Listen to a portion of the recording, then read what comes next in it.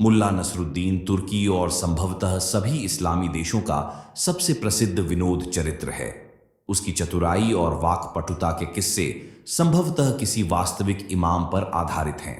कहा जाता है कि उसका जन्म वर्ष 1207 में तुर्की के होर्तो नामक एक गांव में हुआ था और वर्ष 1237 में वह अक्सहिर नामक मध्यकालीन नगर में बस गया, जहां ईस्वी 1285 में उसकी मृत्यु हो गई।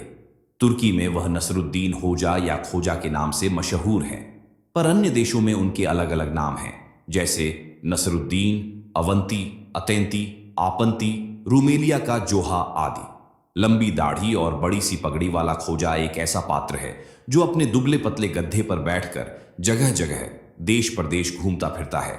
वह अपनी अनोखी सूझबूझ, तेज बुद्धि, साहस और हास्य व्यंग्य विनोद से सबको चकित कर देता है।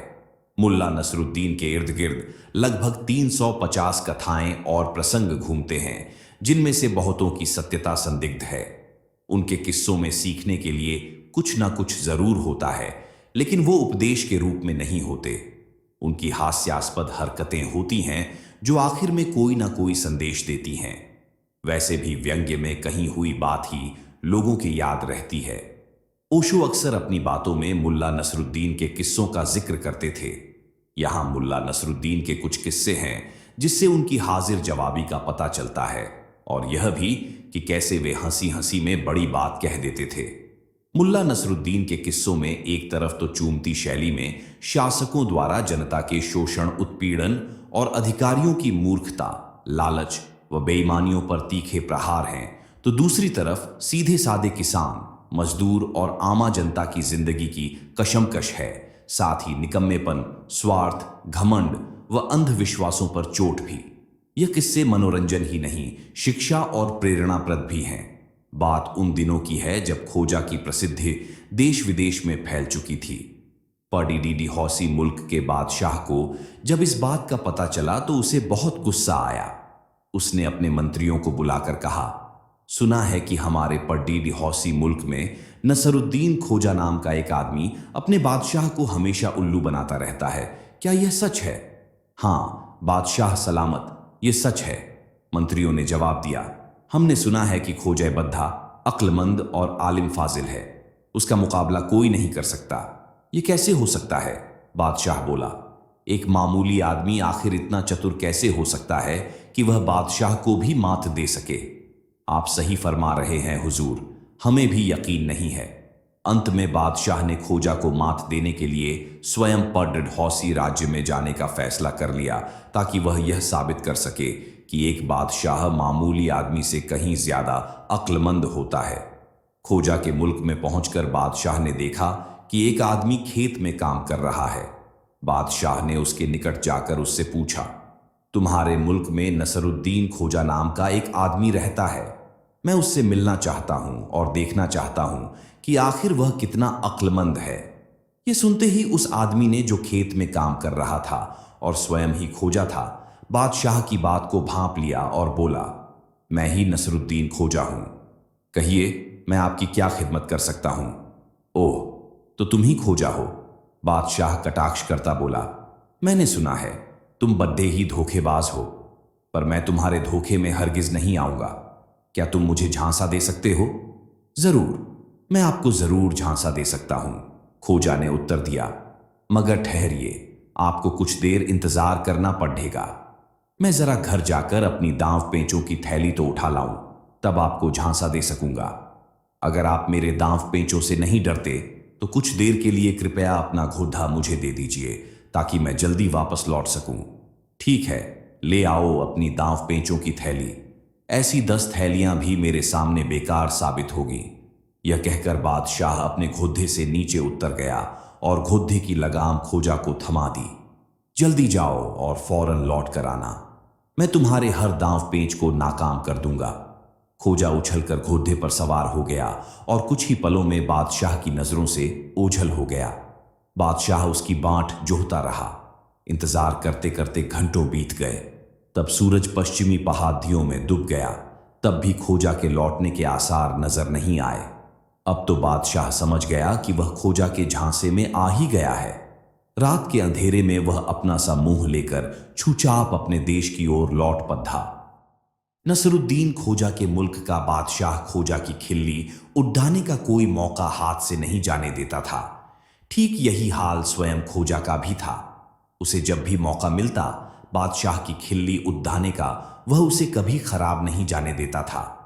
खोजा को ऐसे मौके कुछ ज्यादा ही मिलते थे, क्योंकि बादशाह जो था वह अक्सर ही किसी की फरियाद सुनते समय ऐसे नतीजे पर पहुंचता था जिसे सुनकर पूरे दरबार का मन होता कि सब खिलखिलाकर हंसे। लेकिन जहां और लोग बादशाह की नाराजगी के डर से मन ही मन मुस्कुराकर रह जाते, वहीं खोजा खुलकर बादशाह को यह बताने से नहीं चूकता था कि उसने कितना ऊल जझूल फैसला सुनाया है। एक दिन बादशाह दरबार में किसी शिकारी की फरियाद सुन रहा था। शिकारी अपने किसी कारनामे को बढ़ा चढ़ाकर पेश कर रहा था।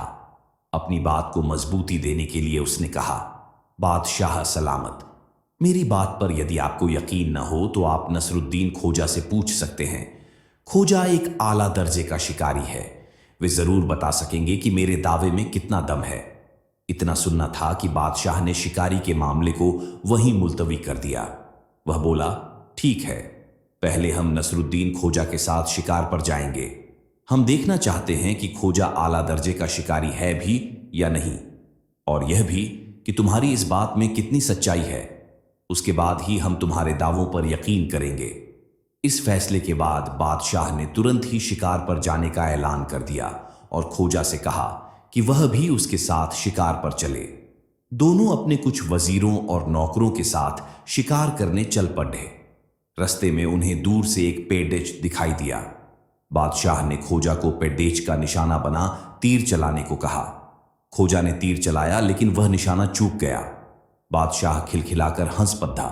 खोजा बोला, यह हंसने की बात नहीं है, जहां पनाह, यह तो मैं आपकी तीरंदाजी की नकल कर रहा था। ऐसा कहकर उसने फिर एक तीर चलाया, लेकिन वह निशाना भी चूक गया। बादशाह फिर से एक बार जोर से हंस पड़ा। खोजा बोला, यह हंसने की बात नहीं है, जहां पनाह, यह तो मैं वजीरों की तीरंदाजी की नकल कर रहा था। उसने तीसरी बार तीर चलाया और वह निशाने पर बैठ गया। देखा जहां पनाह, यह मेरी तीरंदाजी है, नसरुद्दीन खोजा की तीरंदाजी। खोजा ने गर्व से कहा। खोजा एक अच्छा हकीम भी था। एक बार चर्बी से लड़ा एक सेठ उसके पास आया और उससे बोला, खोजा, मैं अपने मोटापे से बहुत परेशान हूं, क्या तुम मेरी इस बीमारी का इलाज कर सकते हो?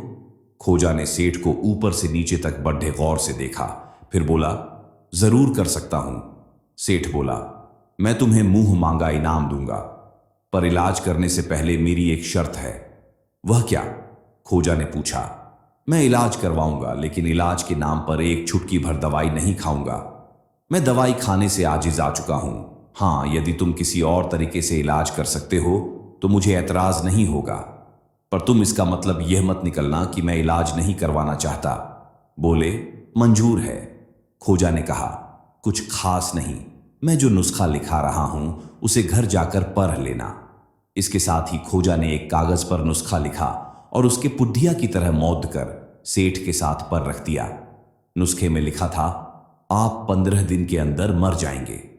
खोजा की हिदायत के अनुसार घर पहुंचकर सेठ ने जैसे ही वह अनोखा नुस्खा पढ़ा, उसकी तो पैरों तले जमीन ही खिसकने लगी। अगले ही पल सेठ पलंग पर ढेर हो गया। घबराहट के मारे न तो वह नान खा पाया और न एक घूंट चाय पी सका।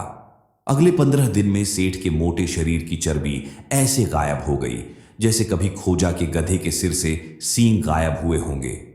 सेठ की काया कंकाल मात्र रह गई। जब 15 दिन बीत गए तो फिर से वह खोजा के पास पहुंचा। सेठ को देखते ही खोजा बोला, आप जरूर मुझे अपने इलाज के बदले इनाम देने आए होंगे। सेठ झुंझलाकर बोला, खोजा, तुमने मुझे धोखा क्यों दिया?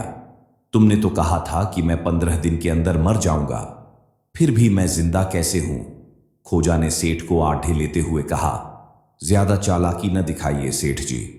जो मेरे नुस्खे की बदौलत आपने फालतू चर्बी से छुटकारा पा लिया है, लाइए जल्दी से मेरी फीस निकाल दीजिए।